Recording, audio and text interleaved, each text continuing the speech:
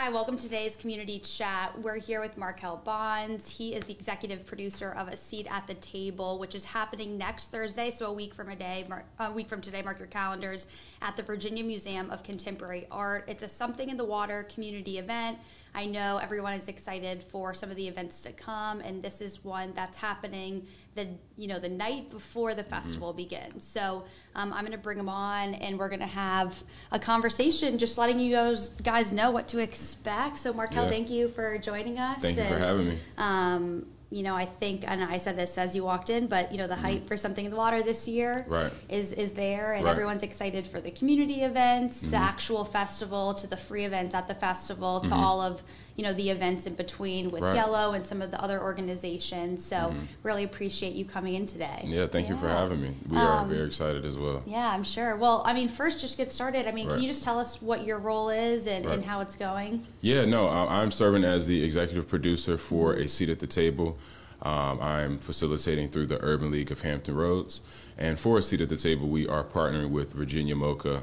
They've been gracious enough to allow us to use their space, and we're very excited to do so.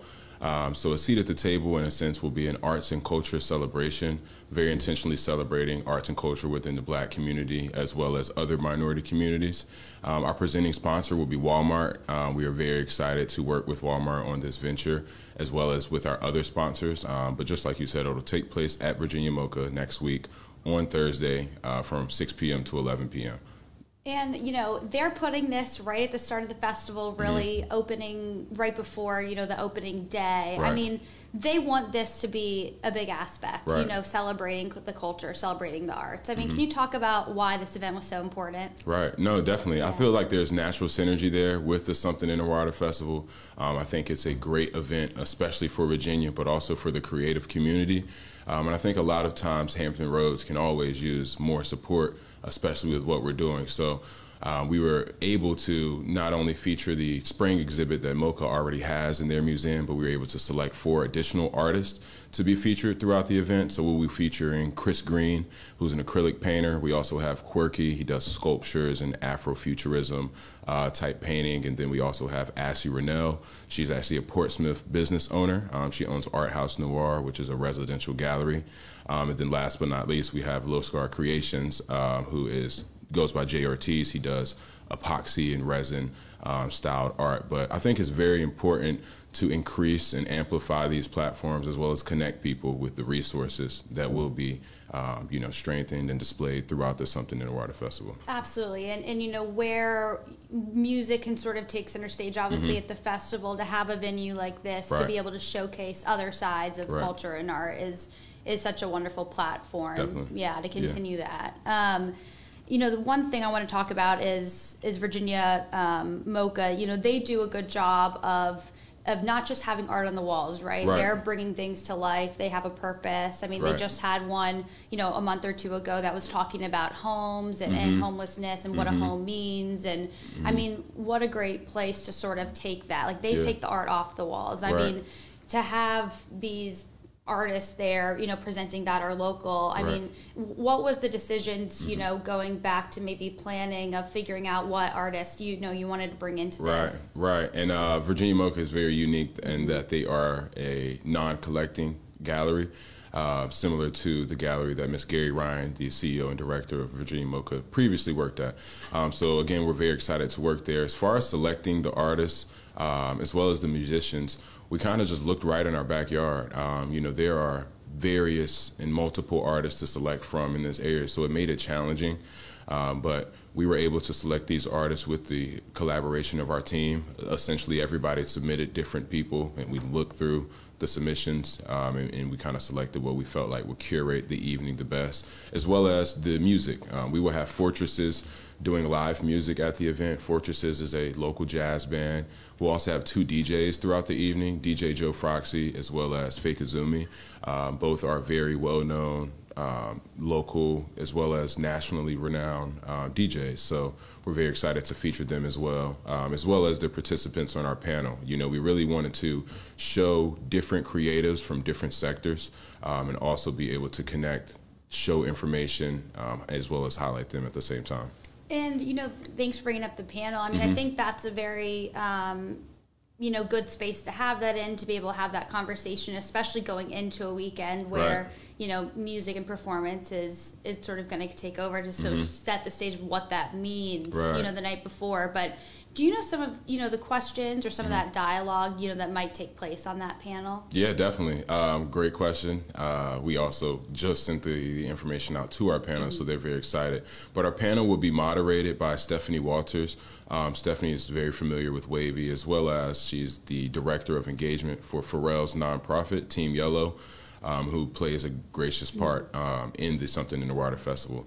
So Stephanie will be our moderator. Some of the questions you may hear will ultimately center around arts and culture, whether that's the status and the future of arts and culture in Hampton Roads, as well as how to find resources, how to establish yourself as a creative in whatever sector it may be, as well as, what you may hope for or tell someone who is in the area. And again, our panelists are from different sectors of creativity. We have a fashion designer who goes by Dr. Cameron Hawkins. He's actually a Hampton University graduate. We also have Asa Jackson. He's the director of the Contemporary Arts Network in Newport News. Asa is very familiar with the area, very tied with Mocha. We also have the amazing Miss Tamara Wellens. She's the president of the DC chapter of the Recording Academy, which is who hosts the Grammys every year. So she has connections and is from Hampton Roads. And last but not least, we also have Sergio Lorenzana, as well as Miss Gary Ryan, who is a cinematographer and the director of the Mocha, respectively. So we're really very excited. People there are going to have the opportunity to sort of mix with, some of these, people with great advice that otherwise they really might not get access to. Right. And not only will they be able to gain this advice, but also they'll be able to rub shoulders with these people, talk to them, be able to learn about them, as well as connect with them throughout the event.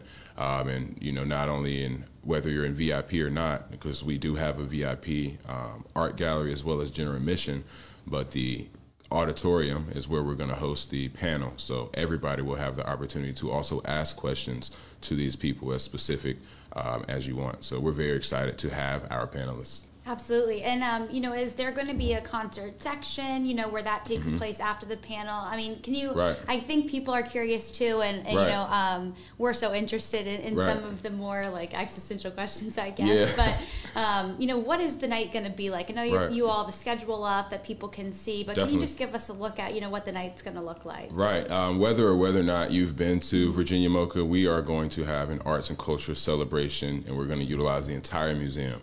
We will have general admission access as well as VIP. So on the right wing of the museum, we'll have live music, live art demonstrations. There's also the spring exhibit that Mocha is featuring, which is a massive gallery featuring Kara Walker, as well as Miss LaToya Hobbs, who are both internationally renowned artists. So within that area, you should expect also cash bars. We'll have beer and wine throughout the evening. Along with our live art, we will have performers. On the left end of the gallery, we will have our VIP section, which will also feature the same things plus a few additions special to our VIP guests. So essentially it's live music, live art, the panel conversation, great conversation going on amongst people throughout the evening, and really going to celebrate and have a good time and bring the festival in a great manner. So we invite everybody out. We still have tickets left. General admission tickets are $25 and VIP tickets are $75, and all of the tickets go directly to the community. Essentially, this is a fundraiser with the Urban League of Hampton Roads, which is a nonprofit organization that serves the community free of charge. So these ticket purchases will go to scholarship giveaways, it'll go to housing assistance programs and things of that nature. And we've been gracious enough not only to connect with Walmart as our presenting sponsor, but we also would love to thank our other sponsors, which include Bank of America, Riverside, Rivers Casino, as well as our in-con sponsors, Charles Barker, Hallmark, just to name a few. So we're very excited to connect with different people, make sure everybody has a good time. Attire is artistic, semi-formal. We want everybody to feel good and look good while they're having a good time. And, those are some big names you listed that are the presenting sponsors. Yes, ma'am. I think, what do you think about that? I mean, does that speak to how important this event is? I mean, what do you think sort of draws, those corporations? And I think it's just like you said in the beginning, before we got on, the community initiatives and the community relations of this event is something that is very powerful. I think Pharrell has created an amazing platform for us to appreciate and enjoy, and it's something that's very peaceful. And I think that this year especially, in comparison to even the 2019 Something in the Water, the community initiatives and the importance of community is premium to what they're doing. So I think that the different, whether it's the D&I department or the community relations department of these different sponsors, were more than excited, to connect when they heard about the nature of the event and the fact that all of the proceeds are going directly to the community. So I think it's just, a given. Everybody's on the same page. We want to help how we can. Absolutely. And I mean, that makes sense too, going back to what we talked about with all of the local artists that are involved. You guys aren't bringing people in from different, states around the world. And there are, artists obviously coming to perform that are, world class. They're traveling internationally. But you all chose for this event to have that local feel, to be a part of the community. Right. Yeah, definitely. Not only just for recognition, but even these artists, especially the artists specifically that do art. Saying artist isn't always the best term because people do music as well, but these artists that are now being able to have a spot in Mocha, even though it's not, an official part of their spring exhibit, they are able to make the connection as well as to spread their network of what they're doing. And we did very intentionally select artists who are in this DMV 757 area because they're essentially who holds the area together. And I think that they always deserve appreciation. We even had one of our artists, Chris Green, sponsored or featured on Walmart's community initiative platform that will be shown during the live stream of the Something in the Water Festival, which will be featured on YouTube. So that's going to be an amazing opportunity for Chris. And, they found our event and then they found him and, essentially they provided the resources. So we're very thankful for our sponsors and the part that they do play in this event. Yeah, I mean, that's great just for the platform. And, I want to talk to, for people watching, also it will be, a fun event with, we got live music and as we spoke about, but also food and different, and it is 21 and over event. Yes, ma'am. But, I think that probably plays in more obviously to the conversation as well, right? So it's not just about, the food and drink atmosphere, but do you want to speak to some of those vendors or who's going to be there? Yeah, we will have some food trucks outdoors. We'll have Avocargo. Avocargo worked with Pharrell with the Mighty Dream event that happened in September of last year. We'll also have Large Brothers Catering outdoors. We also will have Max Media with their media truck outside to connect with different people. And we even are giving away a free Something in the Water ticket right now. And we're also engaging some HBCU students to do some giveaways for the festival as well. So there may be, a few college students that are there throughout the evening who may not fit this 21 plus role, but essentially they work with the Urban League, they volunteer their time. So, besides them, we'll also have Ingenious Gin. They will be featuring their brand, which is a local veteran-owned alcohol in the area. And then we're working with a lot of other different people as well to do sound, lighting. We're also working with Gourmet Gang to do our hors d'oeuvres for the VIP area, as well as to facilitate our service throughout the evening. So we'll also have Charles Barker outdoors with 2 vehicles. They've been gracious enough to, allow us to display some of their vehicles and sponsoring and just to create more of a artistic atmosphere for people. So it's going to be a great night. If you don't have a ticket already, you should definitely get one. VIP tickets are almost gone, but we want everybody to come and attend if they can. And, the one thing I did want to ask too is this event definitely would have brought people in whether, you all decided to make it donation-based or not. Right. And, I think that added level of, the money going somewhere before the festival. I mean, to care about those community events. I mean, is there any relation between, you know, lifting up the arts and culture and then giving back to sort of, you know, the area down here? I mean, what was sort of the start to that idea? Right. No, definitely. Well, you know, firstly, we definitely appreciate the Something in the Water team officially sanctioning this as an event. You know, essentially we were going to go forward with it either way because it is for the community, just like you said. And naturally, the Urban League as well as the Virginia Mocha are both nonprofit organizations. So the Urban League's pillars essentially surround education, housing, health, and finance. So naturally there is a connection to do fundraising as well as to provide these services to the community.